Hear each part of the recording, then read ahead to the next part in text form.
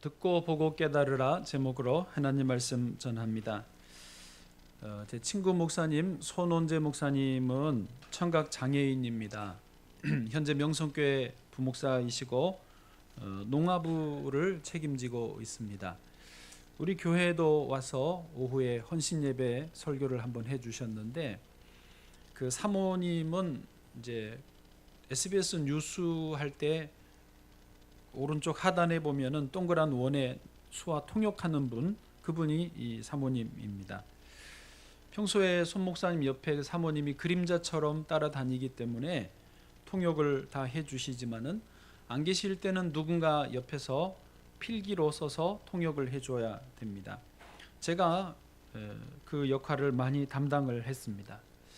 손 목사님과 친하게 지내면서 제가 놀라는 것은 장애인이심에도 불구하고 굉장히 밝고 기쁨이 가득하고 또 영적으로 깊다라는 것입니다. 또 어떤 일을 하면 집중력이 좋아서 얼마나 열심히 하는지 모릅니다. 특별히 탁구를 저하고 자주 쳤는데, 주로 저하고 탁구를 치면 밤 내기를 먼저 제안을 합니다. 그래서 제가 밥을 많이 얻어먹었습니다. 왜냐하면 서로 실력이 비슷해도 미안하지만은 목사님은 소리가 안 들리기 때문에 공이 딱딱딱딱 치는 그 리듬이 있거든요. 리듬을 자꾸 놓치는 거예요, 미안하게도. 그래서 내가 또 일부러 변칙으로 치면 오는 리듬에 쳐주다가 다른 변칙으로 살짝 치면은 못 받는 거를 제가 이용해 먹었습니다. 대단히 죄송합니다. 그런데도 목사님은 포기하지 않아요. 계속 레슨을 받고 또 연습하고 계속 저하고 탁구를 치자는 거예요. 이제 저는 여기 와서 이미 시간이 많이 지났고 탁구계를 떠났기 때문에 그래도 가끔 카톡이 연결이 되면 탁구를 치자고 빨리 오라는 거예요. 아니, 나 탁구계 떠났다고, 목사님이 제일 잘 친다고 이제 하고 마는데, 정말로 최근에 제가 들은 소식에 의하면 그 명성교회 부목사님들 중에는 제일 잘 치는 최고 수준급에 오르셨대요. 이제 소리나 이런 거를 넘어서는 그런 단계까지 간 것 같아요. 더더군다나 이제 치면 안 됩니다. 저는 중요한 것은, 말씀드리고 싶은 것은 그분의 그 집중력입니다. 끝까지 하는 거예요. 그래서 그런지 이분은 영적으로도 굉장히 깊습니다. 무엇을 하든지 열심히 하시지만 영적으로도 깊어요. 여기 와서 설교하실 때 기억하십니까? 그 땀을 뻘뻘 흘리면서 설교하셨던 기억 나실 겁니다. 근데 여기서만 그렇지 않고 평소에도 그랬습니다. 그날이 오후여서가 아니라 제가 기억하면 아침에 경건회 때 설교할 때나 새벽에 할 때나 땀을 그렇게 흘리며 열심히 설교하는 거예요. 저는 생각해봤습니다. 우리 손원재 목사님이 왜 그렇게 집중력이 좋을까? 어떻게 그렇게 영적으로 깊어졌을까? 비결이라면, 비결이 제가 이해한 바로는 오히려 잘 안 들리기 때문에, 잘이 아니라 전혀 안 들리기 때문에 집중력이 더 좋아졌지 않았겠나 생각을 합니다. 저희는 같이 있어 보면 별소리, 오만소리, 잡소리 다 듣습니다. 듣기 싫은 말도 다 들으면서 살아야 되는데, 손 목사님은 안 들리니까 세상 편하다는 거예요. 심지어 부목사 때 담임 목사님께 야단 맞을 때가 있거든요. 쫙 해서 군기 잡힐 때가 있으면 다 기죽어 가지고 이러고 있는데, 안 들리니까 이분은 세상 편한 거예요. 제가 지금 분위기를 적어줘도 이게 한계가 있지 않습니까? 지금 대장 화났다 이래도 그게 그냥 화났다라고 글자이지, 억지로 자기도 표정 관리하는 거야. 화났으니까 내가 웃으면 안 되지. 그렇지만 아무 스트레스를 안 받는 거예요. 어쩌면 안 들리기 때문에 정말 들어야 될 것을 들을 수 있는, 그래서 더 중요한 것에 집중할 수 있는 참 부러운 분이기도 하다는 것입니다. 비슷한 의미로 미국의 헬렌 켈러는 시각, 청각, 언어까지 3중 장애를 갖고 있었습니다. 그 앤 설리반 선생님의 노력, 또 본인의 노력으로 그 장애들을 극복하고 대학을 졸업했습니다. 그리고 교육가로, 정치가로 많은 영향력을 끼치는 인물이 됐습니다. 사람들이 헬런 켈러에게 질문을 했습니다. 장애자로 태어난 것보다 더 불행한 것이 뭐라고 생각하느냐? 대답합니다. 시력은 있으되 비전이 없는 사람, 그 사람이 진짜 불쌍한 사람이다라고 말을 했습니다. 신문에 책을 소개해주는 그 항목에 그 전면에 책 한 권을 소개하는 것을 읽어봤는데요. 그게 재밌는 용어가 있었습니다. TMI, 영어로 이제 줄여서 TMI인데 Too much information, 영어로 너무 많은 정보. TMI. 요즘에 현대 인류가 지금 TMI가 됐다라는 겁니다. 너무 많은 정보 때문에 쓰나미처럼 밀려오는 광고, 어떤 뉴스, 정보, 잡음 이런 것들 때문에 주의를 집중할 수 없는 시대가 됐다. 그런 인류가 됐다라는 게 지금 TMI입니다. 실제로 이 너무 많은 정보 때문에 사람들이 집중력이 거의 없어졌습니다. 뭔가 주의를 집중하기가 어려워. 뭔가 집중하려고 그러면 다른 뉴스들, 소음들 이런 게 들어오니까. 케이블 TV에서도 요즘에는 이제 드라마가 쭉 가면 40분짜리, 50분짜리가 쭉 가지 않고 중간에 광고가 들어옵니다. 1분 뒤에 다시 계속됩니다. 뭐 그런가요? 하여튼 중간에 광고가 들어와요. 보기 싫어도 봐야 되는 거예요. 이게 왜 그러느냐? 지금 우리가 사는 시대는 자본주의 시대입니다. 자본주의라는 것은 뭐냐면 대량 생산, 대량 소비가 미덕이에요. 그래서 공장에서 몽땅 제품을 찍어냅니다. 창고에 산처럼 쌓여 있습니다. 없어서 못 쓰는 시대가 아닙니다. 이제는 언제든지 원하면 돈만 있으면 살 수 있는 시대입니다. 급한 것은 생산자들이에요. 이분들은 어떻게 해서든지 이 제품을 소개해야 되고 어떻게든지 이걸 팔아야 되니까 기회만 되면 돈을 들여서 광고를 하는 거예요. 드라마 속에도 들어가고 뉴스 사이에도 들어가고요. 저 원하지 않는 길거리의 간판들, 지나가는 버스, 택시, 건물 높은 잘 보이는 곳에는 다 광고판이 들어가요. 그게 엄청 비싼 비용인데도 광고를 해내는 거예요. 왜? 우리 이 시야에, 우리 청각에, 우리의 의식 속에 들어와야 되니까. 그래서 이거를 뭐라고 표현하냐면 그 저돌적인 상업성이라고 합니다. 자본주의의 저돌적인 상업성. 우리를 내버려 두지 않습니다. 어떻게든지 저돌적으로 파고 들어와서 이 제품이 좋다고, 이 제품이 새로 나왔다고, 신제품이라고 막 소개하면서 사게 만드는 그런 분위기가 자본주의입니다. 뭐 좋긴 좋아요. 물건이 많아서 쇼핑하는 재미도 좋긴 좋은데 중요한 것은 그런 것들 때문에 우리의 주의력이 결핍되는 거예요. 우리의 집중력이 없어지는 거예요. 몰입해야 되는데 몰입은 고사하고 그냥 주의도 집중되기가 어려운 상황이 됐다는 것입니다. 여러분 아시죠? 학생들이 스마트폰 보고 길 가다가 건널목 건너다가 위험합니다. 그런 교통을 통제해야 되는 교통경찰이 서서 스마트폰을 보시고 있습니다. 네. 오토바이가 얼마나 위험한지 아십니까? 오토바이를 운전하는 분들이 이거를 배달을 스마트폰에서 앱으로 이거를 찾아야 되니까 수시로 이거를 들여다보면서 오토바이를 몰고 다닙니다. 불안하기 그지없어요. 제가 앞에서 몇 번을 봤습니다. 운전하는 분들도 스마트폰을 종종 보고 카톡을 확인합니다. 세상에.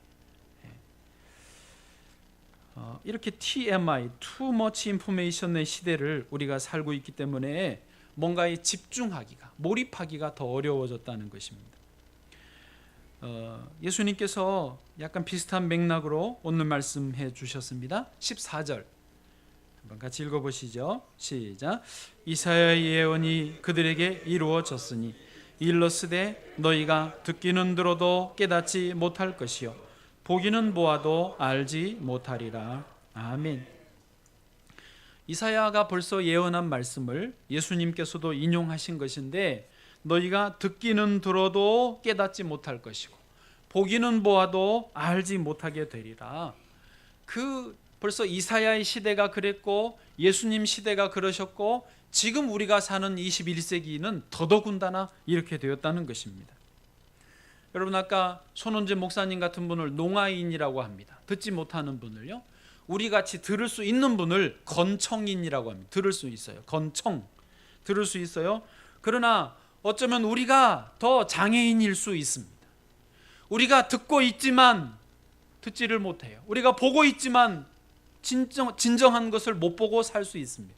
그러면서 깨닫지 못하고 여전히 어리석음 가운데, 여전히 어두움 가운데 지낼 수 있다는 것입니다. 오늘 말씀을 통해서 저와 여러분의 눈과 귀가 열려지기를 원합니다. 우리가 참으로 깨닫게 되기를 원합니다. 자, 오늘 말씀에 의지해서 세 가지 오늘도 드립니다. 첫 번째 말씀인데, 모든 에너지와 지혜와 능력은 우리의 밖에서 우리에게로 온다라는 것을 기억하기 원합니다. 다시요, 모든 에너지, 모든 중요한 것, 모든 좋은 것은요, 내 안에서보다는 밖에서, 정확하게 말하면 위에서 우리에게 아래로 내려오아진다. 이것을 기억하기를 원합니다. 그러면 우리는 더 잘 볼 수 있고 잘 들을 수 있고 그것이 내게 복이 된다라고 하는 것이죠.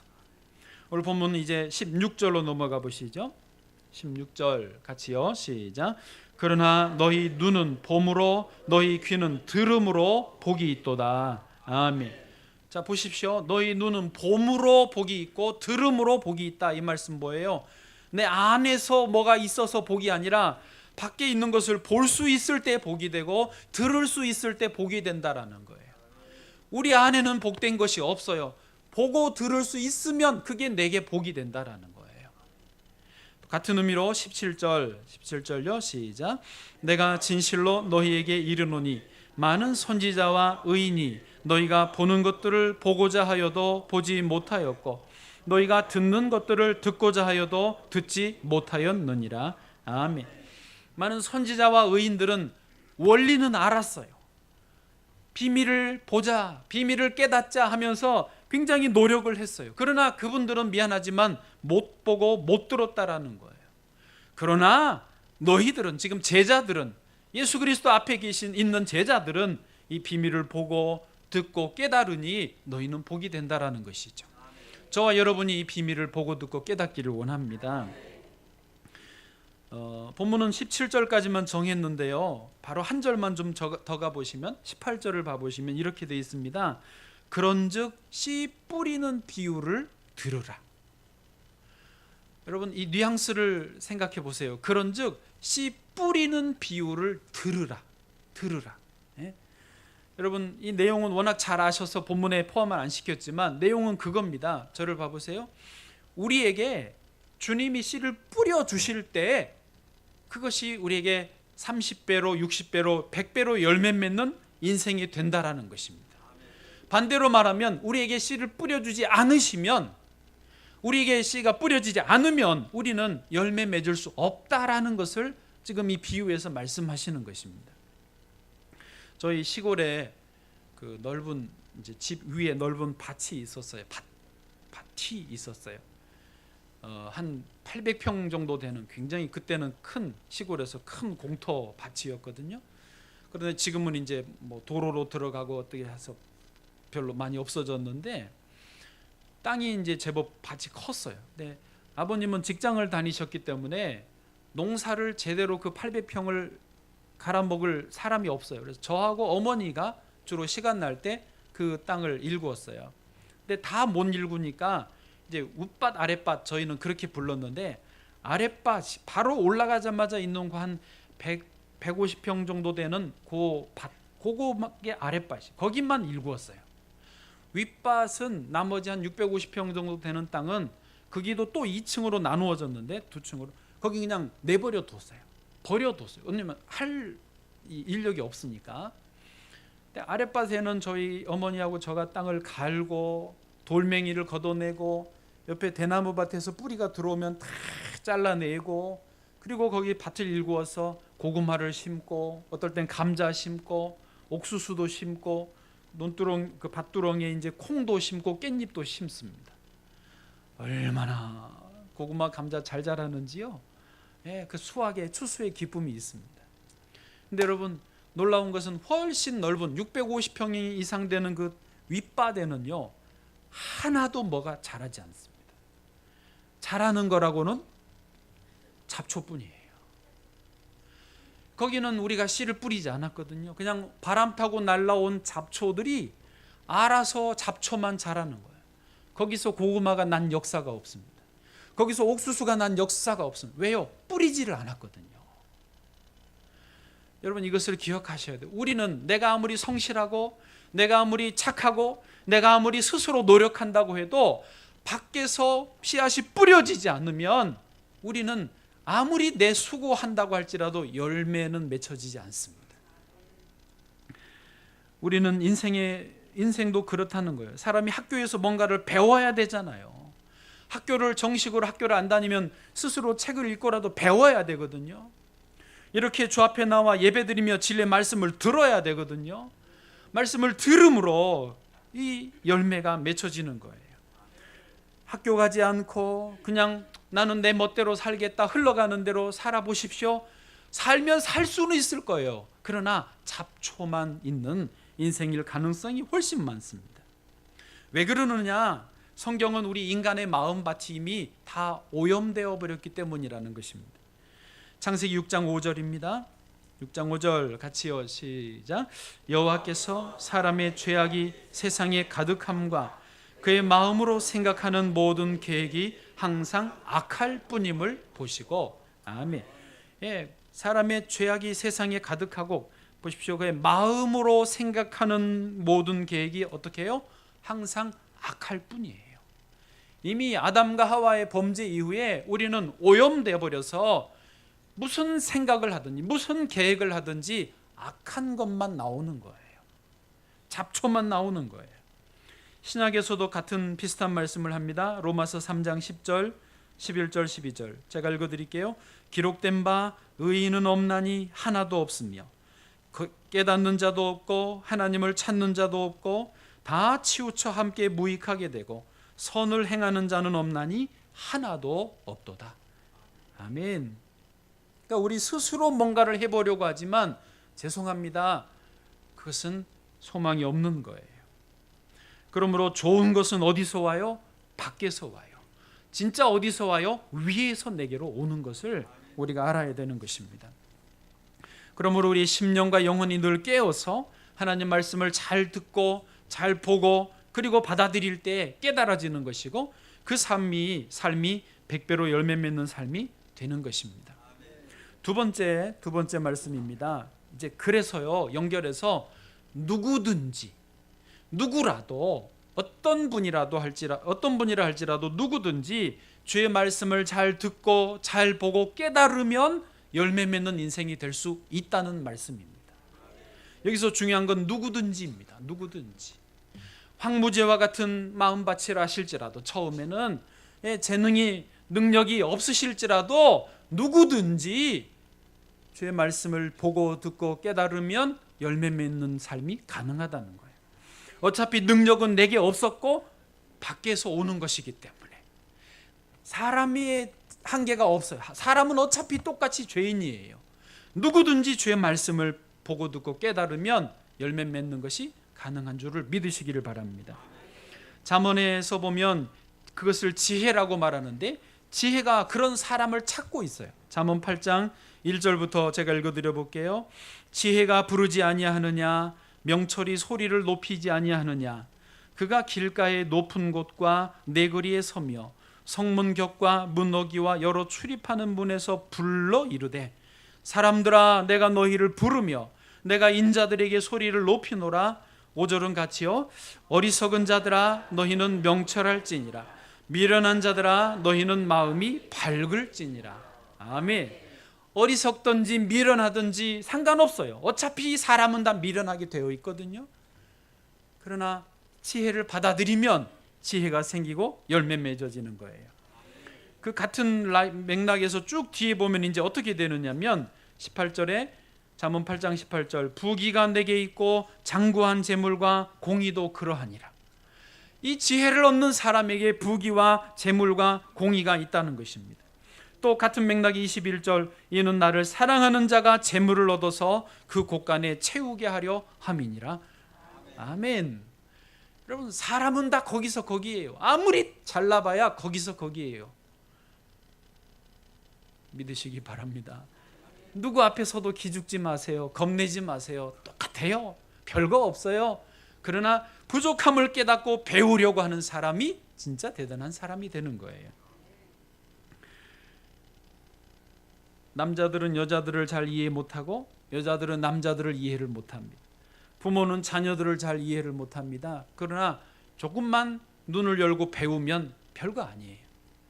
저희 한 사람이 몇 년 전에 저한테 알려주셔서 제가 지금 잘 그렇게 하고 있는데, 뭐냐면 집안에서 부인은 남편에게 대단한 걸 원하는 게 아니라는 거예요. 그냥 공감만 해주면 된다는 거예요. 무슨 논리고 과학이고 합리성 이런 거 다 내버려 두고 공감만 해주면 된대요. 그래서 저녁에 퇴근하고 집에 왔는데, 나 오늘 영희 엄마 만났어. 그러면 생각이 없는 남편들은, 그래서? 아니, 만났다고. 그래서 어쨌다고? 아니, 여자 부인이 원하는 거는 뭐냐? 만났어. 그러면 만났어. 끝. 그것만 원하는 건데, 그래서 무슨 만나서 무슨 이야기를 했는데 중요한 게 뭔데, 알맹이를 자꾸 따지는 거예요. 그러니까 그게 여성을 이해를 잘 못하는 거죠. 자꾸 따지고 들면 같이 살지 말자는 거죠. 이제 저 한 사람이 저한테 예방 주사를 그렇게 맞추더라고요. 평소에는 이제 자기가 여성이니까 평소에는 비논리, 평소에는 전혀 근거가 없지만 싸울 때만 논리적이다, 이런 말은 해주더라고요. 제가 그래서 그 다음부터는 별로 안 당하고 잘 살고 있습니다. 마찬가지로 여자분들이 남자들을 또 이해를 해야 돼요. 남자들은요, 이제 가정에서 부부 이야기입니다. 중요한 것은 뭐냐면 남자의 어떤 능력, 그걸 자존심이라고 해도 좋은데, 절대 금기어는 뭐냐면 당신이 할 수 있는 게 뭐야? 부인이 남편한테 그 말하면 살지 말자는 거예요. 당신이 그 할 수 있는 게 능력에 대해서 건드리면 그것은 끝이에요. 엄청난 어려움을 만나게 될 것입니다. 그러지 말고 혹 벌어오는 게 부인이 더 많이 벌어오셔도 남편에 대해서는 당신이 제일 잘하세요. 당신이 최고예요. 당신은 뭘 해도 정말 잘할 거예요. 그 능력을 항상 인정해주고 높여주면 없는 힘도 생겨서, 없는 능력도 생겨서 돈을 더 많이 벌어올 줄 믿습니다. 근데 그게 별거 아니거든요. 그거를 자꾸 선을 넘어가는 거예요. 자녀에 대해서도 비교하는 거, 막 무시하는. 너 옆집에 누구 봐라. 뭐도 잘하고 뭐도 잘하더라. 너는 도대체 왜 그러니? 이런 말은 아이를 분노하게 만드는 거예요. 이런 게요, 정말입니다. 별거 아닌데 그거 조금만 헤아리면 되는데 그거를 건드리고, 그거 별거 아닌데 서로 힘들어지고 평생을 어렵게 만들어버리는 거예요. 여러분, 이도 저도 모르면요, 그냥 사랑한다고 하세요. 도대체 왜 그러는지 모르겠다, 왜 저렇게 삐졌는지, 왜 저렇게 힘들어하는지 모르겠다, 그러면 한마디로 끝내. 사랑해. 정말 내가 사랑해. 내가 몰라서 그래. 미안해. 이러면 끝나요. 차라리. 아멘. 너무 아는 척하면서 막 가르치려고 하고 너무 그러지 마시고 사랑한다고. 정말로 사랑하면 보여요. 우리 옛날 어르신들, 부모님들은요, 이런 거 저런 거 다 모르셨어도 사랑하니까 울면 왜 우는지, 힘들어하면 왜 힘들어하는지, 아프면 왜 아픈지 다 알아서 챙겨줬잖아요. 정말 중요한 건 사랑이거든요. 여러분, 이런 것을 우리가 누구라도 주의 말씀 안에서 잘 보고 잘 듣고 깨달으면 가능하다는 것입니다. 제가 저희 그 아이들 초등학생 때 방학 때만 되면 성경을 일독씩을 시켰어요. 혹시 제가 말했던 거 기억나세요? 그때 있으셨던 분들 지금은 이제 애들이 청소년들이 돼가지고 통제할 수 없습니다. 애들이 저희를 통제하죠. 저희를 통제하는데 그때는 아직 이렇게 말을 들을 때라 방학 때 일독하면 10,000원 줄게. 그때 그랬어요. 근데 이제 그 다음 해는 10,000원으로 안 돼가지고 20,000원 줄게. 그다음에 30,000원 줄게 해서 정말이에요. 방학 때마다 그 몇 번 방학 때 성경을 일독씩을 시켰어요. 방학 2달, 1달 반에 성경을 어떻게 읽냐고요? 성경만 읽으면 일독합니다.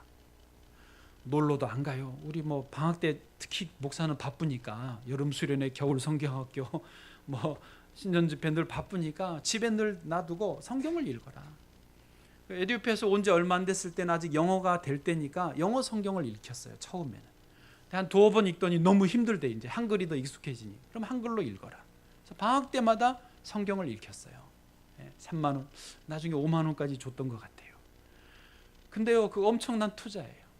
그때는 몰랐어요.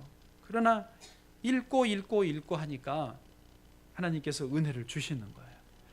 여러분, 뇌가 말랑말랑할 때, 어릴 때 이제 커버리면 뭐 조금 억지로 안 되지, 스스로 해야 되지만 어릴 때는 말씀을 읽히세요.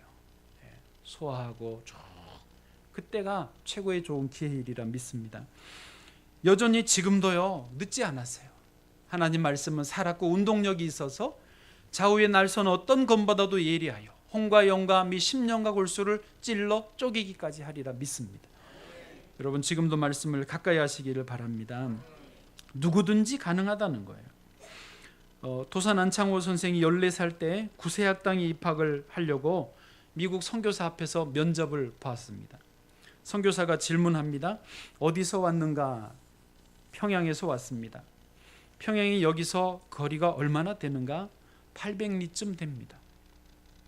그러면 평양에서 공부하지 뭐하러 여기 서울까지 멀리 왔는가? 까딱 잘못하다 도산이 지금 떨어지게 생겼습니다. 그래서 순간 선교사의 눈을 바라보고 오히려 질문을 했습니다. 미국은 서울에서 몇 리쯤 됩니까? 선교사님 당황했습니다. 대충 한 8만 리쯤 될걸. 8만 리 밖에서도 가르쳐 주러 오셨는데 겨우 800리 거리를 멀다고 찾아오지 못할 이유가 뭐 있습니까? 합격. 이렇게 배우겠다고 하고 이렇게 마음에 열정이 있으면 뭐 문제겠어요? 800리가 문제겠어요? 이렇게 배우려고 하는 학생은 가르치고 싶은 거죠. 이런 학생을 둔 스승은 기쁨이에요. 인생의 행복이에요. 그런 분이 도산 안창호 민족의 지도자가 되는 것입니다. 그 정주영 회장 이야기도 좀 해드릴게요. 정주영 회장도 너무 집안이 가난해서 먹을 게 없어가지고 무작정 가출해서 서울로 상경을 했습니다. 서울로 올라오는 길에 큰 강이 가로막혀 있었어요. 배가 왔다 갔다 하면서 돈 받고 태워주는데 자기는 그 돈을 낼 동전도 땡전 한 푼이 없었습니다. 고향으로 돌아갈 수도 없고 돈 없이 배를 탈 수도 없고 2시간을 망설이면서 있었습니다. 그러다가 아이고 돌아갈 수는 없으니까 무조건 배를 타자고 또 다시 출발하는 배에 무조건 뛰어 올랐습니다. 돈 내라 그러니까 돈 없어요. 이 자식이 돈도 없이 배를 타냐 그러고 싸다구를 2대를 갈겼어요. 아프죠. 이렇게 있습니다. 사공이 말합니다.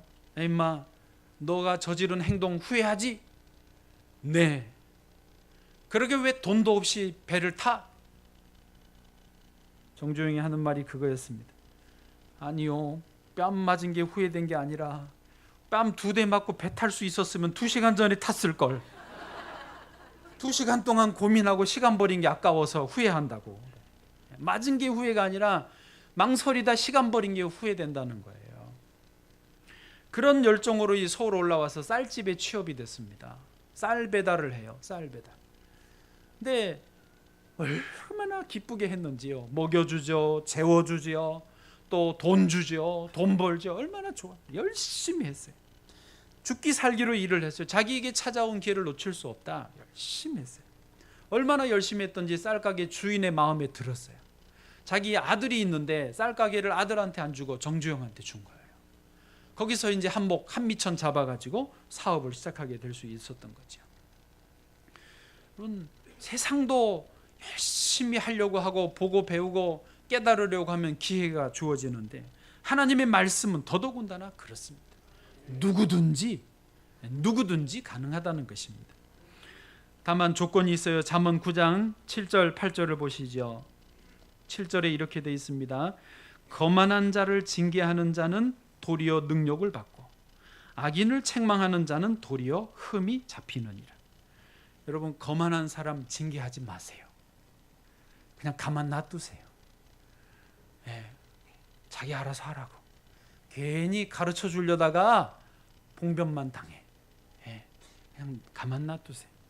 8절도 보세요. 8절, 거만한 자를 책망하지 말라. 그가 너를 어떻게 미워할까 두려우니라. 그래서 뭐 하라고? 가만 놔두라고. 그러나 지혜 있는 자를 어떻게 하라고요? 책망하라고. 지혜 있는 사람은 책망하라는 거예요. 그러면 그가 너를 사랑하리라. 그런 사람은 가르쳐주면 고마워해요. 여러분도 그러시기를 바랍니다. 누가 뭔가를 가르쳐주면 고마워하시기를 바랍니다. 야단 쳐주면 고마워하셔야 돼요. 정말 부탁인데 다음에 또 가르쳐주세요. 정말 부탁인데 또 알려주세요. 그게 정말 지혜 있는 사람이고 그래야 살아요. 할렐루야. 아까 잠언 8장 지혜의 말씀이 있었지 않습니까? 17절에 이렇게 되어 있습니다. 같이요. 시작. 나를 사랑하는 자들이 나의 사랑을 입으며 나를 간절히 찾는 자가 나를 만날 것이니라. 아멘. 할렐루야. 사랑하고 간절히 찾고 누구든지예요. 그냥 사랑하고 간절히 찾으면 그 사람이 100배 열매 맺는 삶을 사는 줄 믿습니다. 이제 세 번째요. 정리합니다. 그러면 듣고 보고 깨닫는다는 것이 구체적으로 뭐냐? 듣고 보고 깨달으라고 하시는데 그게 구체적으로 뭐를 말합니까? 그 대답이 23절에 있습니다. 오늘 본문의 맨 뒤에 23절을 읽어보시면 이렇게 되어 있어요. 제가 읽어드릴게요. 좋은 땅에 뿌려졌다는 것은 말씀을 듣고 깨닫는 자니 결실하여 어떤 것은 100배, 어떤 것은 60배, 어떤 것은 30배가 되느니라 하시니라. 아멘. 아이가 울어도 말씀에 집중해야 되는 거예요. 듣고 보고 깨닫는다는 것은 무슨 말이냐면 좋은 땅에 씨앗이 뿌려졌다는 말과 같습니다. 그래서 그 좋은 땅에 뿌려진 씨앗이 100배로 저절로 열매를 맺는다는 말과 같다는 거예요. 다시 말하면 그의 마음이 늘 말씀을 따라가요. 그의 생각이 늘 말씀을 따라가요. 그의 말과 행동이 늘 말씀을 따라가는 거예요. 아침에 일어나자마자 주의 말씀을 먼저 읊조리면서 시작하는 사람이에요. 하루 종일 살면서 말씀이 입에 있고 생각에 말씀이 있는 사람이에요. 저녁에 잠들기 전에 말씀을 붙들고 감사하고 회개하고 기도하고 자는 사람이에요. 이게 말씀을 듣고 보고 깨닫는 사람이에요. 여러분, 미안하지만 우리가 이렇게 의지적으로 열심히 말씀을 따르지 않으면 가만히 있으면 세상의 TMI, Too Much Information이 우리의 주의력을 가져가 버려요. 우리 영혼을 가져가 버려요. 우리의 생각을 가져가 버려요. 결국은 우리의 인생을 송두리째 세상이 가져가 버린다고요. 우리는 이를 악물고 말씀에 집중하고 보고 듣고 깨달으려고 애를 써야 됩니다. 흘러가는 대로 내버려 둬 보시면요, 미안하지만 잡초만 무성한 인생이 되고 마는 거예요. 하나님은 오늘 저와 여러분에게 이 말씀을 듣고 보고 깨달으라고 하는 기회를 주신 줄로 믿습니다. 혹시 어떤 분이 그래도 말씀만 본다고 말씀만 집중한다고 100배 열매 맺는 삶이 되겠습니까? 라고 회의적으로 생각하실 수 있겠지만 아니요. 분명히 말하지만 우리는 능력이 없어요. 그러나 하나님의 말씀은 완전하십니다. 하나님의 말씀은 진리이시고요. 말씀 자체가 생명이세요. 말씀이 우리 안에 들어와 있으면요, 제가 보장합니다. 100배 열매 맺을 수 있습니다.